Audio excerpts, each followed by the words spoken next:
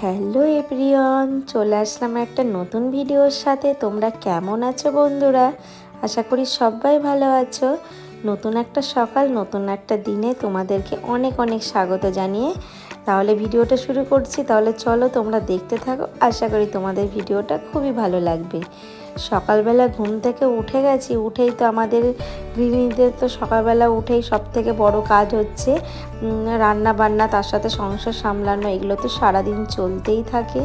এই দেখো, এইদিকে মাম্মামের ছুটি আছে, তো হাজব্যান্ড যাবে আজকে মেদিনীপুর, তো রোববার তো ছুটির দিন, তাও যাবে।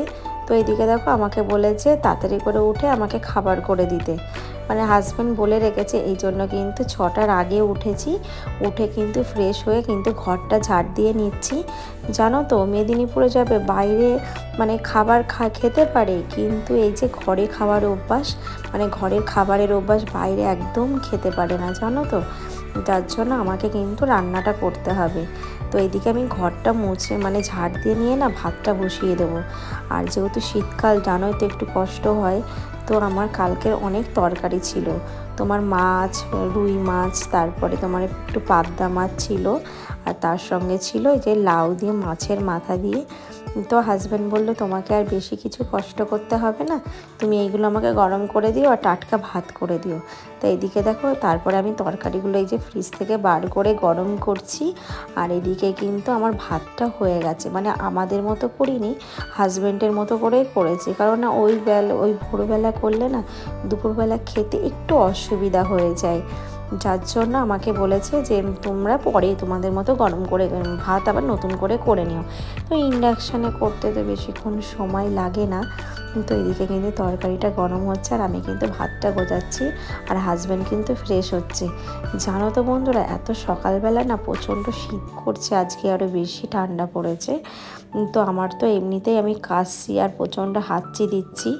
তো যাই হোক, আমার এদিকে খাবারটা গুছিয়ে দিলাম আমি ওকে, আর ও কিন্তু খাবারটা নিয়ে চলে গেল।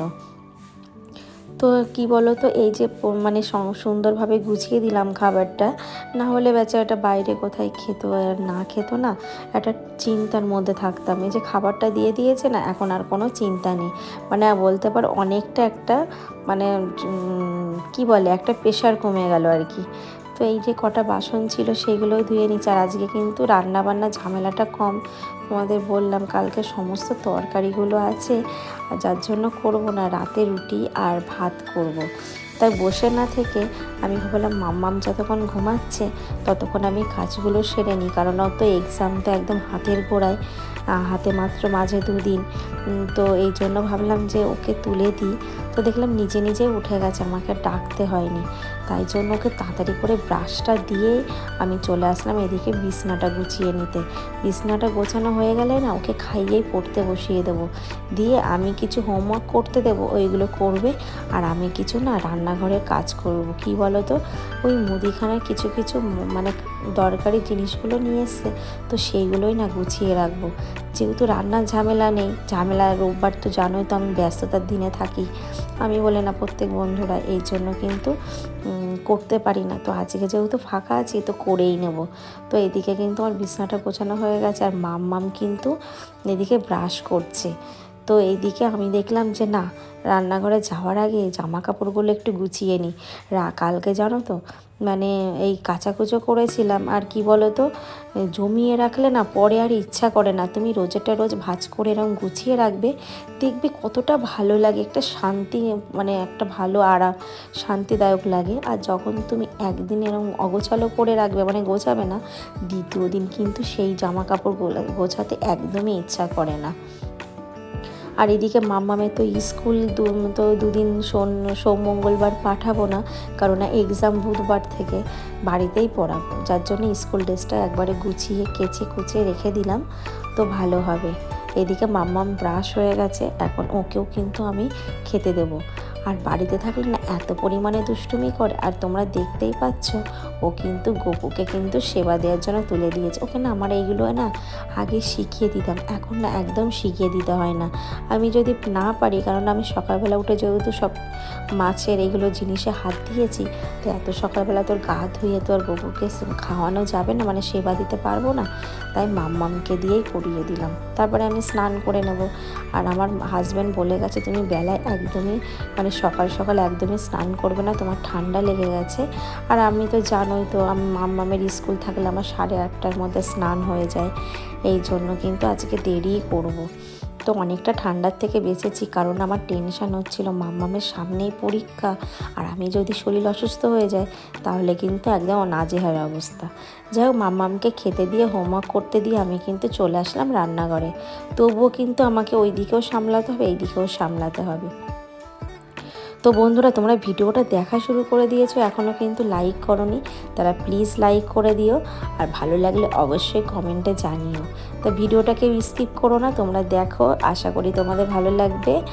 তো যাই হোক, হাজব্যান্ড কিছু কিছু খাবার বা দরকারি জিনিসগুলো নিয়ে এসছে, তো ভাবলাম সেইগুলোই তোমাদের সঙ্গে শেয়ার করি, আর আমার এইদিকে গোছানো হয়ে যাবে। কি জানো তো, বুদ্ধি করে যদি আমি এই জিনিসগুলো গুছিয়ে রাখি না, তাহলে কিন্তু মাসের শেষে না টানাপোড়েনটা হয় না। কারণ না, প্রত্যেকে হাউসওয়াইফ বলে না, প্রত্যেক সংসারে এটাই হয় দেখবে, যে প্রথমের দিকে না আমরা তড়িঝড়ি করে অনেক কিছু কেনাকাটা করে ফেলি সংসারের জন্য, যার জন্য মাসের শেষে কিন্তু হাজব্যান্ডের মাইনা পাওয়ার আগেই কিন্তু শেষ হয়ে যায়। কিন্তু এই দিকে কিন্তু সেটা করলে চলবে না। মাসের শেষে এটা যখন সবার অসুবিধা হয়, সেই দিনটার কথাটা ভেবেই তোমাদের কিন্তু মাসের প্রথম থেকে কিন্তু গুছিয়ে রাখতে হবে। তো আমি কিন্তু এই যে দেখো, আমাদের 1 মাস কিন্তু বাজার করেনি, তা আমাদের হয়ে গেছে। তা দেখলাম যে কিছুটা বাজার মানে লাগবে, ধরো বিস্কুট, এই যে হাজব্যান্ড যেই ধরনের বিস্কুট নিয়ে এসে, ধরো মাম্মামের আমাদের লাগে। আর আমার মাম্মাম জানো তো এখন বড় হয়ে গেছে, টেস্টি বিস্কুট ছাড়া খেতেই চায় না। এই যে মেরি বিস্কুটটা নিয়ে এসছে, যখন ধরো সবসময় তো দেখো সবসময় ভালো তো আর হয় না, প্রত্যেকবার তো আর ভালো আনা সম্ভব নয়, কিন্তু এই বিস্কুটগুলো দেবো তো খাবে না। এই জন্য আমি কি করি জানো তো, লুকিয়ে লুকিয়ে একদম দুধের মধ্যে মানে দিয়ে দিই। তারপরে টেস্টি বিস্কুটটা কখন দিই বলো তো, যখন ধরো বায়না করছে বা খিদে লেগেছে, হালকা কিছু খাবারের দরকার, তখন কিন্তু ওই বিস্কুটগুলো ভালোগুলো 1-2টো দিয়ে দিই। তো মাসের শেষে কি বলো তো, সবারই একই অবস্থা হয়। আসল কথা কি জানো তো, আমার হাজব্যান্ড বললে না, প্রত্যেকের অনেকের আছে যারা সরকারি জব করো না, তাদের তো একার উপর কিন্তু অনেক দায়িত্ব, যার জন্য সব দিকে ম্যানেজ করে চলতে হয়। তাই দেখো, যেটুকু দরকার, এই যেমন আমাদের এই চাউমিনগুলো তো গত মাসে নিয়ে এসেছিলো, অল্প অল্প করে যেটুকু চালিয়েছি, এখনও যা আছে মাসের শেষটা কিন্তু আমাদের হয়ে যাবে। তো এই যে চাউমিনটা হয়ে গেল, আর এদিকে কিন্তু যে বিস্কুটগুলো, তো সেইগুলো দেখো গুছিয়ে রেখে দিলাম। আর এর সঙ্গে কিন্তু এই যে কিছু কিছু মশলা নিয়ে এসে, যেমন জিরে ছিল না এই ধরনের। আর এই যে বড়িগুলো দেখতে পাচ্ছ, এটা আমি কিন্তু 1 বছর চালাচ্ছি বড়িটাকে, মানে মাঝে মধ্যে রোদ্দুরে দিই, এত ভালো থাকে। কারণ যদি এই বছর না দিই না, মানে বড়িগুলো যদি আমি না দিই, তাহলে কিন্তু আমার টুকটুক করে শীতের মাসটা হয়ে যাবে। আর কি বলো তো, এই এখন যা বড়িগুলোর দাম, ডালের দাম, কিনতেও তো অনেক টাকা, তাই না? তো আমাদের কিন্তু এইভাবে বুঝে চলতে হয়, যখন যেটা লাগবে আমি তখন সেটাই আনার মানে চেষ্টা করি।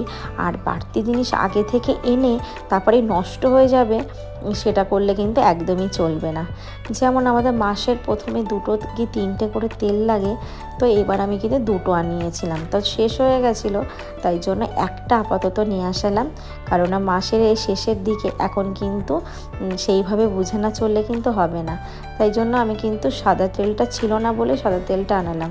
এখন যদি মাসের শেষে আমি 3-4টে প্যাকেট একবারে নিয়ে আসি, তাহলে তো আমার মাসের শেষে তো হাতে টাকাই থাকবে না, আর অনেক টানাপোড়েন হয়ে যাবে। আর কি জানো তো, ঘরের বউদের না মানে এইভাবে বুঝে না চললে হবে না। হাজব্যান্ডরা তো টাকা দিয়েই সরে যায়, কারণ ওরা তো অতটা বোঝে না, তো আমাদেরকেই কিন্তু ঘরের বউদের এইভাবেই বুঝে চালাতে হয়। যাই হোক, মাম্মামকে তারপরে হোমওয়ার্ক করিয়ে কিন্তু অনেকক্ষণ পর আবার তোমাদের সামনে আসলাম। তো মাম্মামকে স্নান করিয়ে খেতে দিয়ে দিয়েছি, এখন আমিও খেয়ে নিচ্ছি। তাহলে চলো বন্ধুরা, খেয়ে আবার তোমাদের সামনে আসছি, তোমরা দেখতে থাকো আর পাশে থাকো। তো যাই হোক বন্ধুরা, খাওয়া দাওয়া হয়ে গেছে, হয়ে দেখো নিচে চলে এসে এত পরিমাণে ঠান্ডা লাগছে, আর দেখি মাম্মাম ঘুমিয়েও গেছে। তাহলে চলো ভিডিওটা এখানেই শেষ করছি, টাটা বাই, আবার নেক্সট কোনো ব্লগে দেখা হবে। ততক্ষণ তোমরা সবাই খুব ভালো থেকো।